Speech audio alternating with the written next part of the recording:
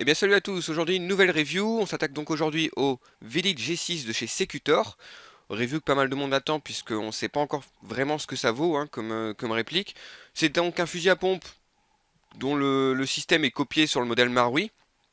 Donc c'est un fusil à pompe à gaz avec possibilité de tirer 3 billes ou 6 billes par coup. Au niveau des caractéristiques de base, donc, elle pèse 3,2 kg. La puissance aussi entre 270 et 300 fps. Alors forcément, vu que c'est un modèle à gaz, la puissance varie quand même pas mal, vous allez avoir plus de patates dans les premiers tirs, et au fil des tirs ça va diminuer. On va revenir d'ailleurs sur cette régularité là. Et au niveau du prix, vous allez la trouver entre 240 et 260 euros selon les shops. A noter que là c'est la version G6, donc c'est la version la plus chère. Et également, je vous avais dit lors de l'unboxing que dans ma mémoire, j'avais cru commander la version avec crossplane. Alors je ne suis pas fou, j'avais effectivement commandé la version avec crossplane, j'avais pas vu que Gunshop m'avait envoyé un email pour me dire qu'il y avait une erreur. Bon, finalement j'ai pu garder ce modèle, bon c'est le modèle le plus cher donc je l'ai gardé. Et finalement, même si je ne suis pas spécialement fan des cross type M4 que l'on place à tout bout de champ sur toutes les répliques, étant donné que la réplique a déjà un côté tactique assez prononcé avec ce design très agressif, je trouve que ça lui va plutôt bien. Donc finalement j'ai gardé ce modèle, mais sachez qu'il existe donc un modèle à crossplane, qui est très ressemblant à celui-ci, c'est quasiment le même, si ce n'est qu'il a une crossplane. Du coup le modèle, enfin le chargeur de gaz est identique au modèle Marui, c'est une sorte de réservoir de gaz que vous allez mettre dans la crosse. Et il y a aussi une version donc avec crosse rétractable, beaucoup moins détaillée au niveau d'esthétique, hein, qui est beaucoup plus simple et qui est beaucoup moins cher également. Je sais plus le nom parce que voilà, c'est des G6, des G7, je sais plus exactement, mais c'est la version la moins chère que vous allez la trouver entre 170 et 160 euros. Donc on baisse quand même pas mal le prix. J'ai pu voir dans les commentaires que certains trouvaient ça cher. Non, puisque je rappelle que c'est une copie entre guillemets des modèles Marui. Les modèles Marui sont trouvables dans les 300 euros. Forcément, si vous allez le comparer à un modèle, je sais pas, Sima par exemple, oui, c'est cher, sauf que ce n'est pas du tout le même principe. Déjà, c'est un modèle à gaz. Donc il y a une mécanique un peu. C'est pas juste un modèle à ressort, donc forcément c'est un peu plus cher. Et en termes de finition, c'est quand même beaucoup plus travaillé qu'un Cima. Donc le prix reste correct. À noter également qu'on a un très très bon packaging, ça fait partie des points forts de la réplique, on va y revenir après. Mais on va d'abord s'attaquer aux points faibles, parce que hélas il y en a.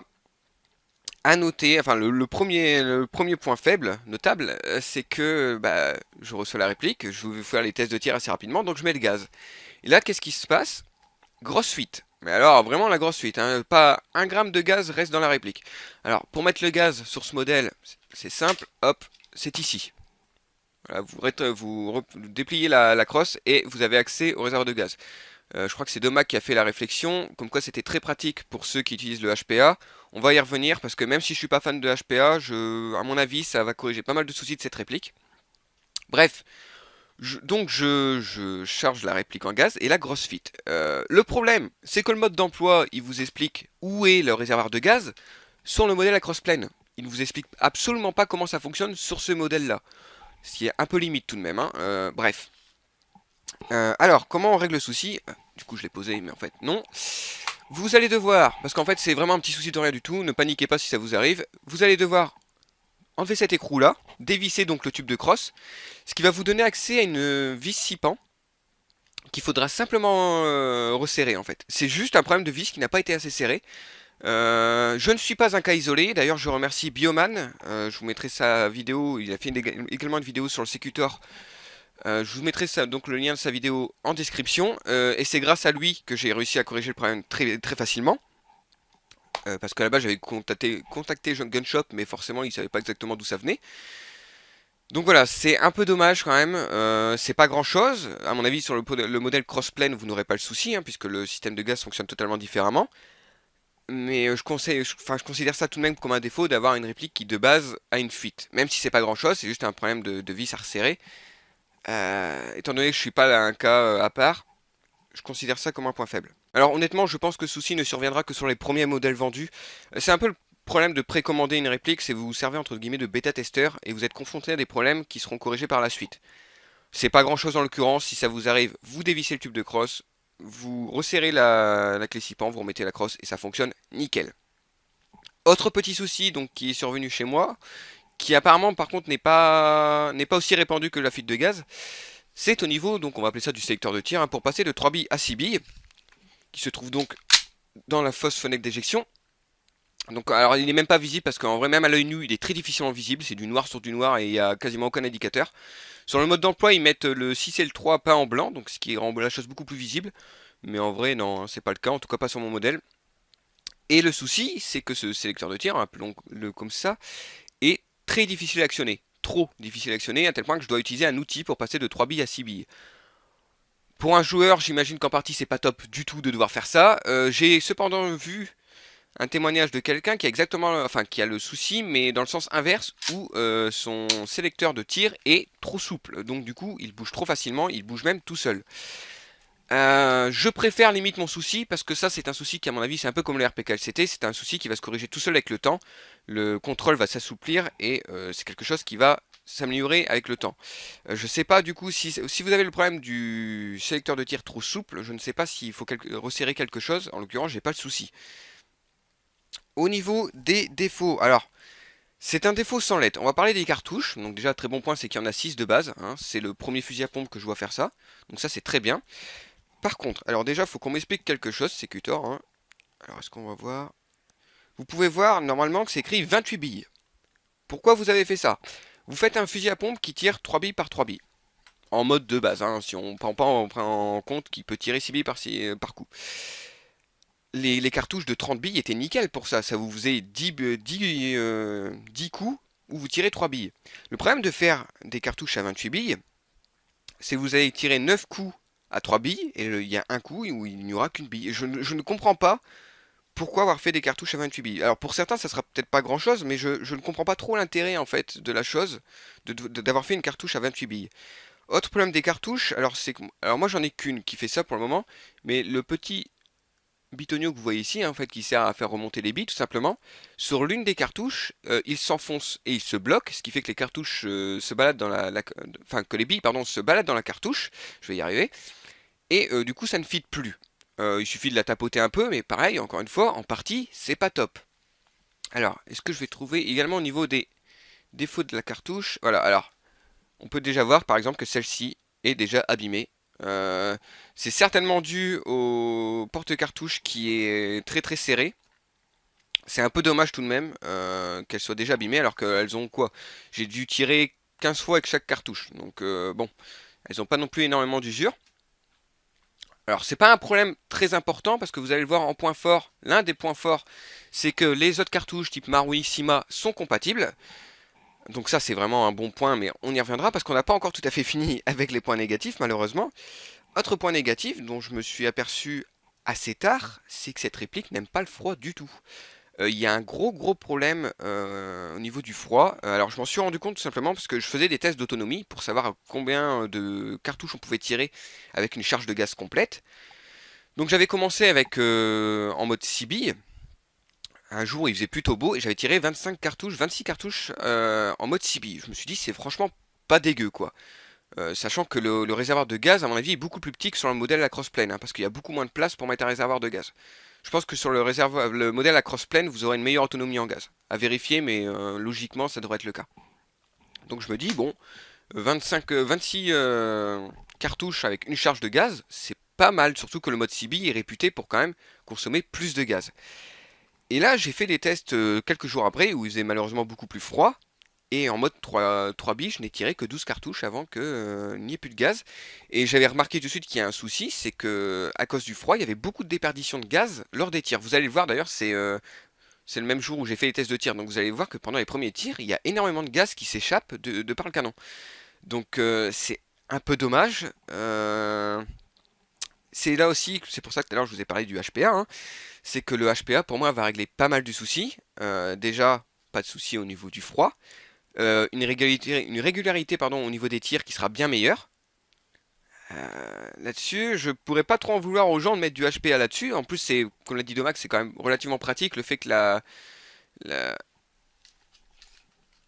petite valve soit ici. C'est vraiment nickel. Par contre, voilà, aussi, c'est pas un souci, mais c'est un truc que je trouve très con. Alors, soit je l'ai pas trouvé, mais il n'y a pas de valve de purge. Si vous voulez vider votre réplique en gaz, faut tirer. Il y a pas une petite valve qui permet de purger la réplique. Je comprends pas pourquoi. Alors je pense que le pareil sur le modèle enfin le modèle crossplane sur le petit réservoir, il y a ça. Mais sur ce modèle-ci, à moins que je sois totalement passé à côté, il n'y a pas moyen de purger sa réplique. Ce que je trouve un peu dommage. Donc du coup, vous êtes obligé de tirer jusqu'à ce qu'il n'y ait plus de gaz. Pas très très pratique.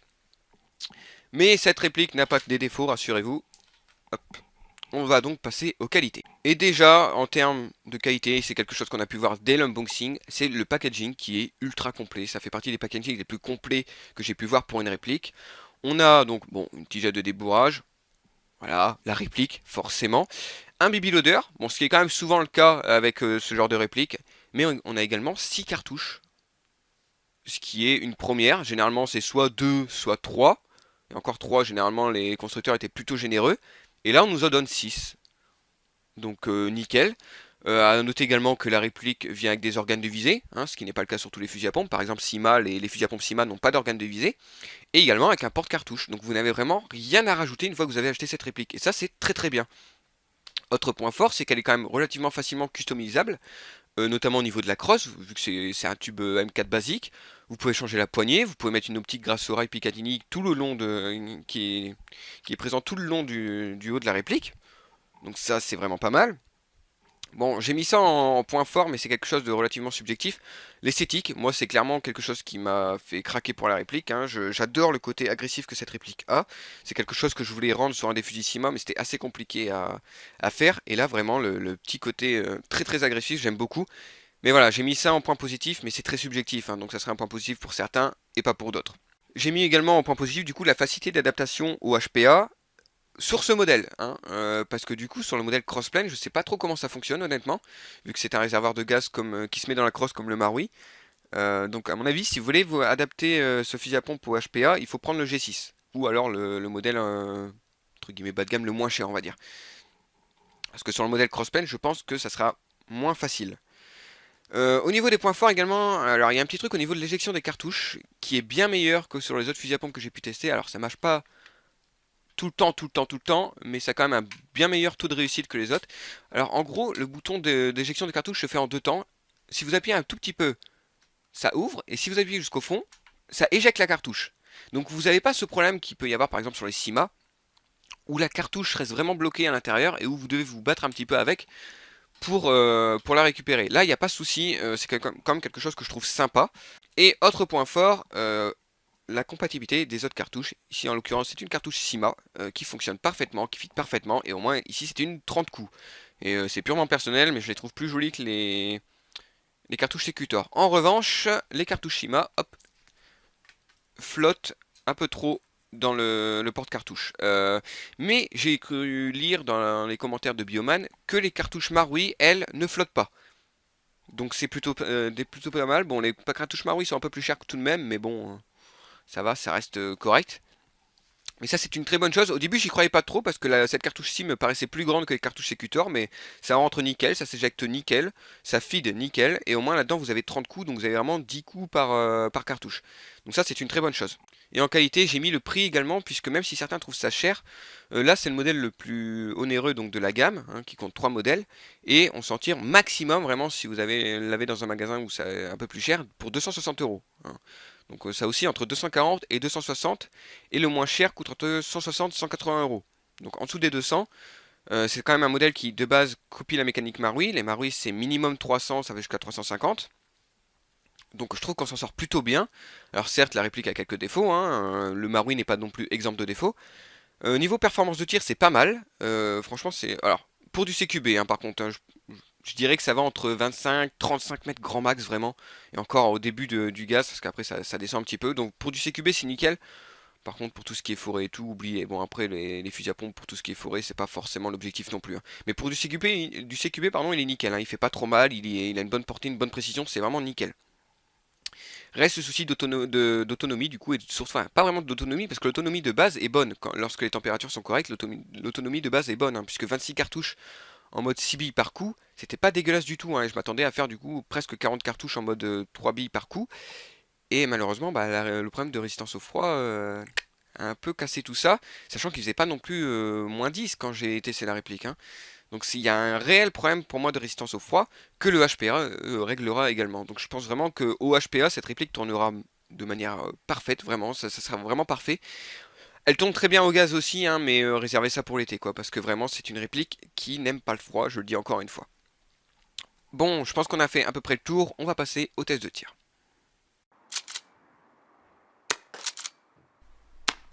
Alors, au niveau du test de tir, déjà, ce que vous avez pu remarquer, hein, c'est la grosse déperdition de gaz que j'ai à chaque fois que je tire. C'est dû au froid et ça explique également le problème d'autonomie que je peux avoir par basse température. Le bruit de la pompe est plutôt sympa, je vous laisse écouter un peu. Voilà, donc c'est plutôt agréable. Sinon, bon, pour les performances, comme je l'ai dit précédemment, 25-35 mètres à peu près en 3 billes. Un peu moins en version 6 billes, mais on perd pas tant de portée que ça. Ceci étant dit, et c'est un peu le discours que tout le monde a eu à l'époque, hein, mais le mode 6 billes, même s'il est très sympa sur le papier, reste relativement gadget, pas forcément utile. Voilà, c'est marrant de l'avoir. Après, est-ce qu'un joueur va vraiment passer en mode 6 billes? J'ai des doutes parce que ça, je pense que ça réduit l'autonomie. Et enfin, vous pouvez tirer que 4 coups avant de vider votre cartouche, quoi. Donc du coup, c'est vrai que c'est en termes de jeu, c'est pas forcément ce qui est le plus pratique. Mais c'est quand même marrant, voilà, donc je veux dire, on va dire que c'est optionnel. Mais sinon, la réplique fait très bien son taf. C'est vraiment dommage, hein, ce problème d'autonomie, enfin de résistance au froid. C'est vraiment très dommage parce que les performances de base sont vraiment correctes. Donc je pense vraiment que passer en HPA, cette réplique sera nickel, vraiment, quoi. Et si vous ne la passez pas en HPA, comme ça va être mon cas, bah vous la sortez quand les températures sont correctes, quoi. Mais c'est clair que déjà, si elle galère là, alors qu'on est en septembre, l'hiver c'est mort, quoi. La sortez pas, quoi. Elle n'y arrivera jamais, à mon avis, hein. Elle va tirer 6 cartouches et encore. Donc là, on passe en version 6 billes, mais vous n'allez pas vraiment voir de différence, parce que la dispersion des billes, mine de rien, n'est pas si élevée que ça, hein. On a quand même un beau groupement de billes. Et on perd pas tant en portée que ça. Je pensais que je perdrais plus en portée, mais ça reste quand même très correct. Donc dans l'ensemble, en fait, en termes de performance, ça va, hein. C'est vraiment des petits détails qui font que cette réplique, malheureusement, bon voilà, moi la résistance au froid, une mauvaise résistance au froid sur une réplique à gaz, c'est ce qui plombe un peu la réplique selon moi, hein. Donc c'est un petit peu dommage. C'est pas non plus irrémédiable, hein. Comme je vous l'ai dit, le HPA fera bien l'affaire, et au pire, vous jouez en été. Mais voilà, ça reste quand même une bonne réplique. Au prix où elle est proposée, ça reste correct. Mais étudiez bien la question avant de vous jeter dessus, parce que comme j'ai pu vous le faire remarquer dans cette vidéo, elle n'est pas exempte de défauts du tout. Donc à vous de voir si les défauts énoncés vous dérangent ou pas. Moi j'en suis pas déçu pour autant, mais voilà, je préfère être clair là-dessus, c'est pas la réplique ultime, mais au prix où elle est proposée, ça reste très correct. Donc voilà, j'espère que ça vous aura plu, et je vous dis salut à tous, à la prochaine.